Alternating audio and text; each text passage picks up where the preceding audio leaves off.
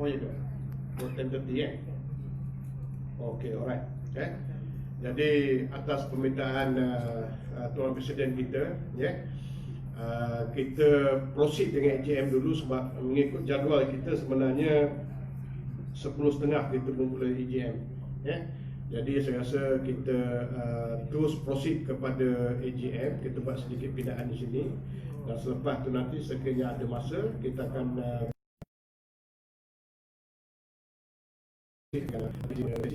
gambar dan ada satu lagi ceramah daripada penjana dan sebab lunch together. Jadi saya dengan ini mempersilakanlah ahli-ahli jawatankuasa yang diketuai oleh saudara Presiden ke atas,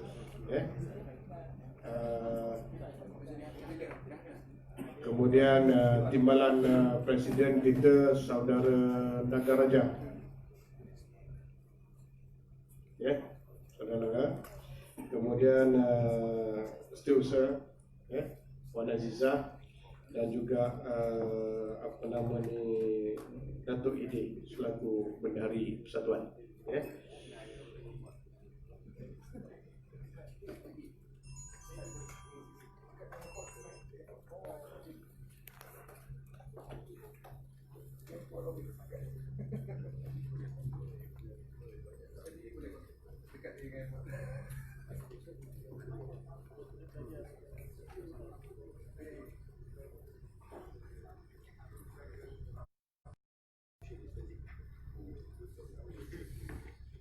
Baik, kita akan ambil masa lebih kurang dalam 2 jam daripada sekarang untuk kita membuat ataupun mesyuarat AGM MACC yang ke-26. Jadi saya sekali lagi lah mengucapkan selamat datang kepada ahli-ahli yang dapat hadir. Saya tak tahu berapa jumlah ada pertama berapa Zeti semua kehadiran 70.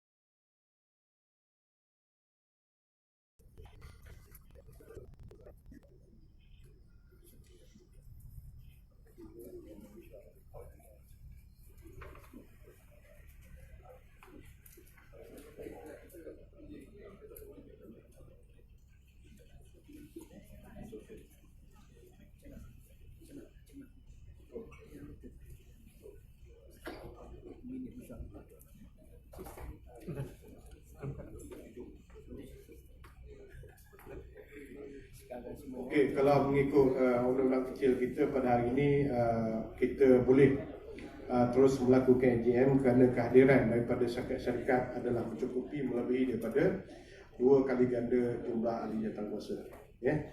Jadi saya teruskan dengan agenda mesyuarat AGM kita. Ini adalah mesyuarat kali yang ke-26. Dan yang kali ke-25 kita buat pada 27 Jun 2019. Jadi mengikut takwim kita sebenarnya kita akan laksanakan pada Jun juga pada tahun ini 2020, tetapi oleh kerana pandemik COVID-19 melanda negara kita, maka seluruh persatuan dan juga koperasi tidak dibenarkan mengadakan mesyuarat sehingga kepada 30 Jun 2020, dan kita dibenarkan selepas daripada pengumuman daripada Yang Berhormat Perdana Menteri, kita dibenarkan mengadakan mesyuarat agung ini dan diwajibkan mengadakan mesyuarat agung bagi persatuan-persatuan ataupun koperasi-koperasi ataupun apa-apa badan yang akan mengadakan AGM tahunan dia sehingga 31 Disember 2020.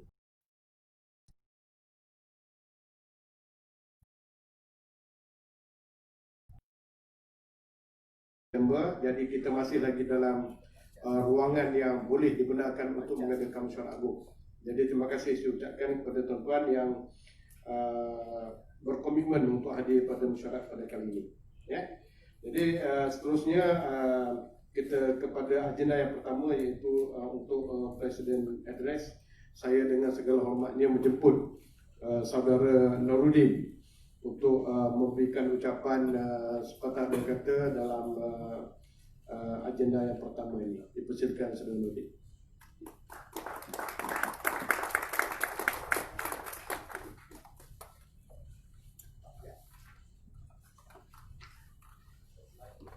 Bismillahirrahmanirrahim. Assalamualaikum warahmatullahi wabarakatuh. Salam sejahtera, selamat pagi. Tahun ini kita menghadapi cabaran yang paling besar sejak bulan April bila berlakunya COVID-19. Dan sepanjang COVID-19 ini dan terutama sekali perintah kekawalan pergerakan. Bila kita dikenakan perintah kekawalan pergerakan ni, ada kontraktor yang hilang kontrak, ada yang kontrak dia potong dan sebagainya. Dan bukan itu saja cabaran yang kita hadapi. Kita juga menghadapi cabaran walaupun kita dikategorikan sebagai essential services, perkhidmatan yang diperlukan, tapi ada juga ahli-ahli yang menghadapi masalah di mana pekerjanya dihalau balik, tak dibenarkan untuk meneruskan ke tempat kerja atas berbagai sebab lah. Ada tempat-tempat roadblock yang minta supaya ditunjukkan surat daripada Kementerian Kesihatan lah, surat daripada MITI lah dan sebagainya. Tapi ada juga tempat yang tak ada masalah pun. Kita tunjukkan surat daripada kontraktor, daripada majikan, daripada pelanggan, kerja dapat proceed untuk ke tempat kerja. Dan ini menimbulkan masalah bagi tempat-tempat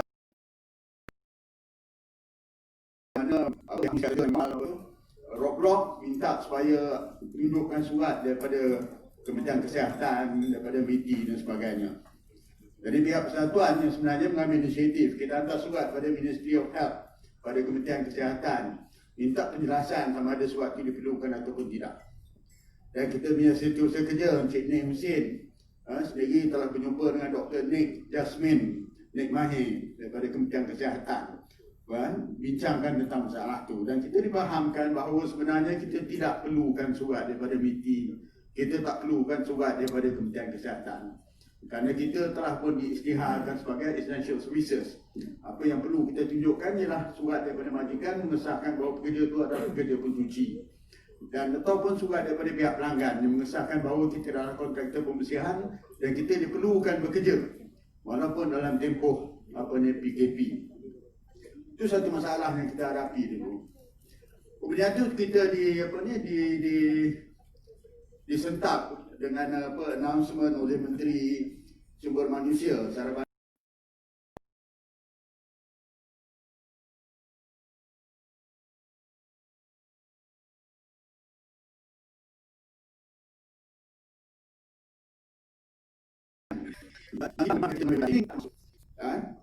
demi alasan ini yang sebenarnya agak mendesabah. Kenapa? Kalau mengikut statistik, pada bulan Julai kita ada lebih kurang 700,000 orang penganggur, iaitu peningkatan daripada 500,000 orang penganggur sebelum COVID-19. Dan data daripada My Future Job, di mana pihak-pihak penganggur orang yang hilang kerja ni kena mendaftar, dan juga majikan kena mendaftar keperluan tenaga pekerjanya. Ikut data yang dikeluarkan oleh My Future Job, jumlah penganggur ada 206,000 orang. Manakala peluang pekerjaan cuma ada 166,000. Bermakna penganggur lebih ramai daripada peluang pekerjaan. Jadi atas sebab itulah Menteri keluarkan arahan tidak membenarkan mengambil pekerja asing. Pasal kononnya penganggur di Malaysia ramai. Dan kita majikan perlu mengutamakan penganggur-penganggur yang ada di negara ni. Tapi saya yakin sebenarnya figure 166 ni, 166,000 orang, 166,000 peluang pekerjaan yang ada ni, rasa saya tidak termasuk yang diperlukan oleh kontraktor pembersihan. Kerana saya yakin ramai daripada kita, kontraktor pembersihan, tidak mengambil inisiatif untuk berdaftar dengan My Future Job. Termasuklah syarikat saya sendiri, saya tak daftar sebelum tu. Tapi bila saya tengok figure ni, kerana dia menimbulkan satu persoalan bahawa penganggur ramai daripada peluang pekerjaan. Jadi kena sabarlah untuk kerajaan sekat kita daripada mengambil bidang asing. Cuma masalahnya figure ini ialah tidak lengkap.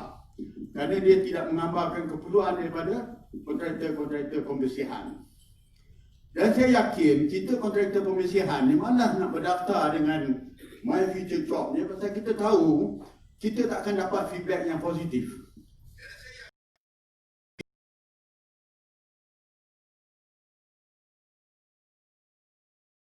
Kita tak akan dan benda ni ada benarnya. Pasal apa? Bila saya daftar dengan My Future Job, apa yang saya dapat, calon-calon yang saya dapat ialah dia minta gaji berapa? 2,500 sebulan.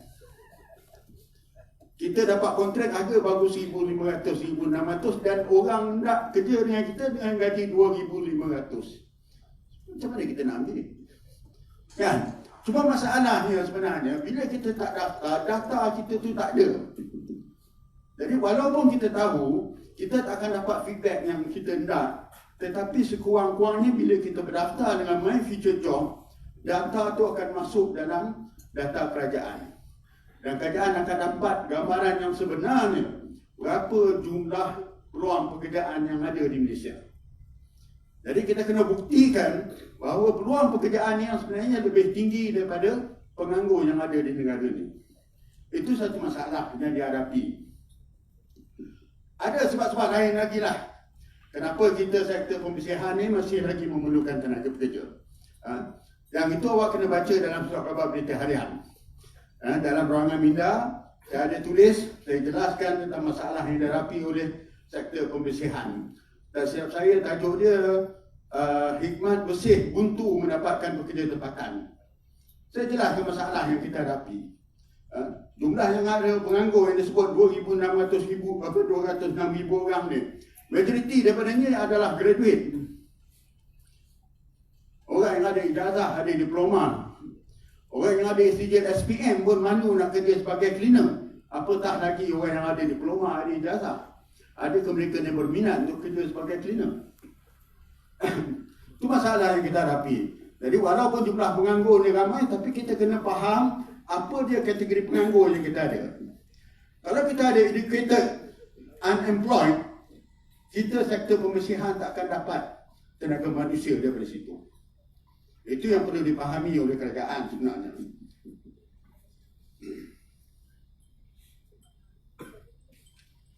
Okey, selain daripada itu sebenarnya, bila kita bercakap apa tentang COVID-19 ni sebenarnya cabaran ni banyak sebenarnya. Disebabkan oleh COVID-19 juga berlaku berbagai perubahan norma. Amalan-amalan dalam klinik ni dah start berubah. Salah satunya daripadanya ialah banyak pihak pelanggan minta kita supaya screen kita punya tenaga pekerja. Sekarang ni dia minta screening untuk COVID-19. Saya jangkakan in future mungkin orang yang nak bekerja ni dia kena go through health screening sebelum dia boleh bekerja sebagai cleaner dan sebagainya. Dan banyak lagi perubahan yang akan berlaku sebenarnya. Frequency of cleaning juga akan meningkat dan sebagainya. Dan benda-benda ni semua yang sebenarnya kita kena ambil tahu. Dan kita kena tahu macam mana menghadapi. So cabaran yang bakal kita hadapi bukan sahaja disebabkan oleh COVID-19, tetapi juga disebabkan oleh perubahan teknologi dan perubahan perkembangan teknologi yang berlaku dalam dunia. Dia akan menyebabkan sektor pembersihan itu secara tidak langsung dia akan terjejas. Dan cabaran yang paling besar kita hadapi dalam cleaning ni ialah untuk mendapatkan tenaga pekerja. Orang tempatan tak nak bekerja dengan kita. Dan kerajaan bermati-matian suruh kita ambil orang tempatan dan sekat kita daripada mengambil pekerja asing. Kerana orang kerajaan ni dia lebih fikirkan tentang populariti untuk dapatkan popular vote. Dia bukan fikirkan tentang kenyataan yang ada dalam industri. Dia fikirkan sama ada tindakan dia ataupun polisi dia tu boleh memancing undi ataupun tidak. Jadi menyekat pekerja asing ni boleh memancing undi. Kita cleaning contractor ada yang kena suffer. Unless kalau kita boleh buktikan bahawa cleaning contractor boleh bagi dia bulk vote 10 juta vote, dan kita senanglah berurusan dengan pihak-pihak yang berkenaan. Tapi perkara ini tidak berlaku. So itu satu cabaran yang kita hadapi. Itu nampakkan pekerja tempatan satu challenge. Yang kedua, tenaga pekerja semakin meningkat.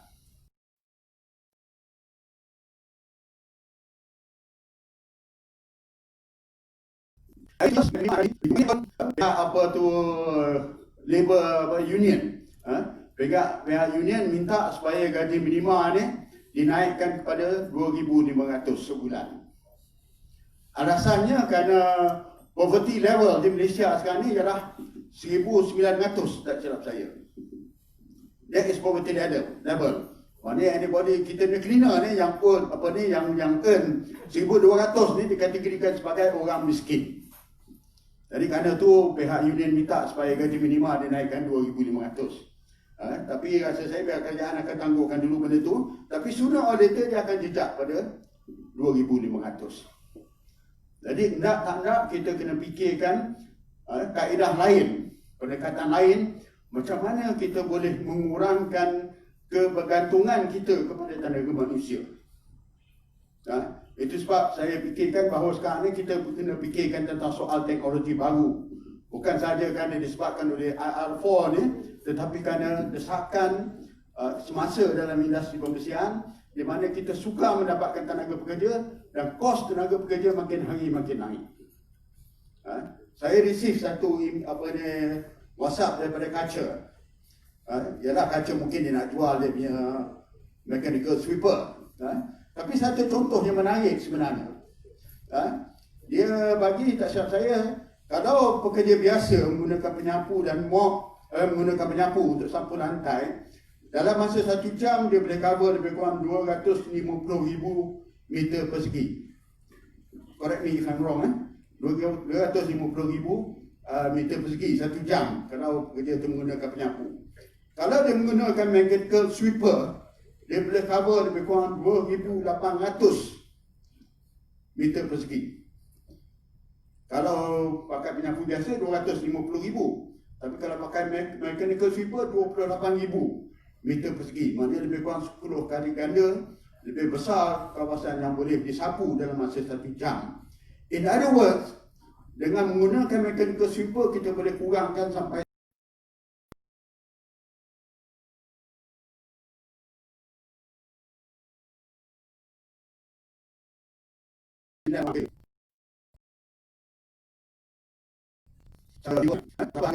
bandingkan memang kita lebih kos pun turun by about 100%. Kalau pakai penyapu biasa, kos menyapu tu tak silap saya dia jatuh lebih kurang di mesin 1 meter persegi. Kalau pakai penyapu biasa. Kalau kita pakai mechanical sweeper, after taking into consideration cost of machine, yang mana saya kira harga mesin tu lebih kurang 2,500 satu mesin, kita susut nilaikan dia selama 60 bulan dan kita anggarkan bahawa mesin tu dipakai 20 hari dalam sebulan dan satu hari dia cuma pakai 4 jam. Dan kita masuk dengan kos gaji pekerja sekali, 1 meter persegi dia cuma jatuh lebih kurang 0.05 sen. Maknanya lebih kurang berapa? 100 kali ganda lebih murah daripada kita menggunakan penyapu biasa. Ini simple example bagaimana teknologi boleh mengurangkan kebergantungan kita pada tenaga manusia dan pada masa yang sama dia boleh mengurangkan kos kita sebenarnya. So benda-benda ni lah yang Persatuan cuba dedahkan kepada ahli-ahli. Itu sebablah kita terlibat dalam dalam webinar yang kita adakan. Kita so far dah ada berapa? 4 webinar. 3. Kita dapat 3 webinar yang mana kita bincangkan tentang kesan COVID-19 dan juga masa depan industri pembersihan, dan semalam kita bincangkan tentang pengasaan industri pembersihan di Malaysia. Tujuan kita terlibat dalam webinar ni kerana kita nak beri pendedahan kepada ahli-ahli. Apa dia cabaran yang kita hadapi disebabkan oleh COVID-19?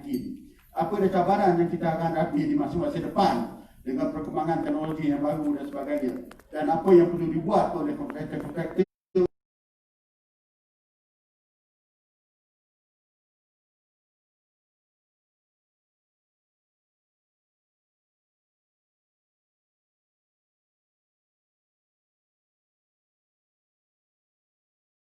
untuk menjadi diri bagi nanti membuat orang raya besar kita. Kalau kita salah ambil tindakan, dan dia akan berlaku sebaliknya lah. Maknanya bisnes kita akan menghadapi banyak masalah dan sebagainya. So kerana itu kita kena always fokus dengan apa perkembangan yang berlaku dan apa tindakan yang perlu kita ambil. Dan pendedahannya kita bagi melalui webinar yang kita anjurkan tu. Dan selepas daripada ini ada beberapa lagi webinar, ada 3 lagi siri webinar yang kita akan siarkan secara online. Okey. So, pasal masa kita agak suntuk, saya akhiri ucapan saya sini dengan harapan bahawa kita boleh sama-sama meningkat maju walaupun dalam keadaan COVID-19 yang sedang kita hadapi pada ketika ini. Terus sekian, wassalamualaikum warahmatullahi wabarakatuh.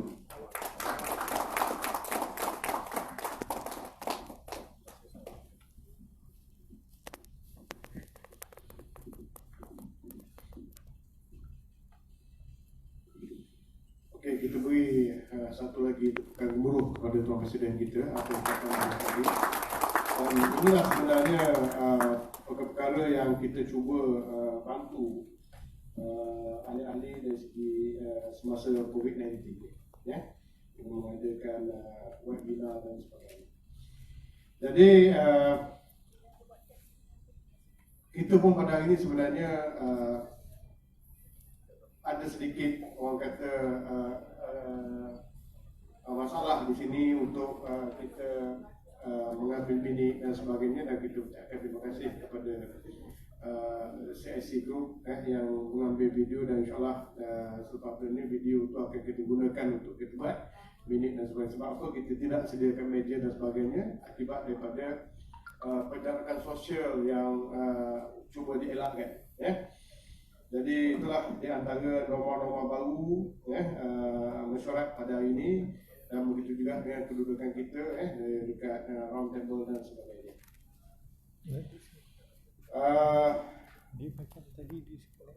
Seterusnya, agenda yang kedua kita menerima dan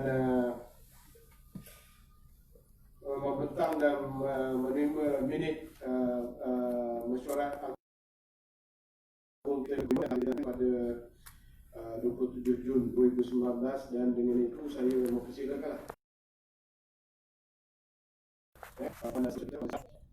untuk membentangkan minit mesyuarat bagi tahun yang lepas, mesyuarat yang lepas, untuk kita sahkan dan menerima minit tersebut. Saya dengan segala hormatnya mempersilakan Puan Zizat Rasul. Jadi inilah usaha kita.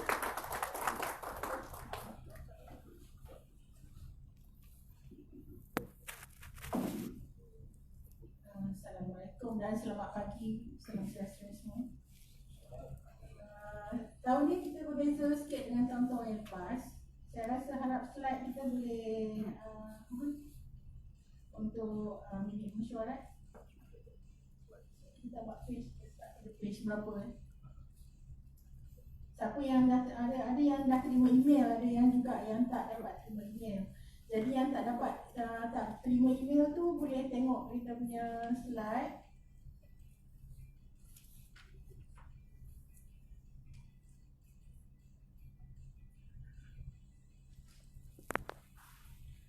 Masa sikit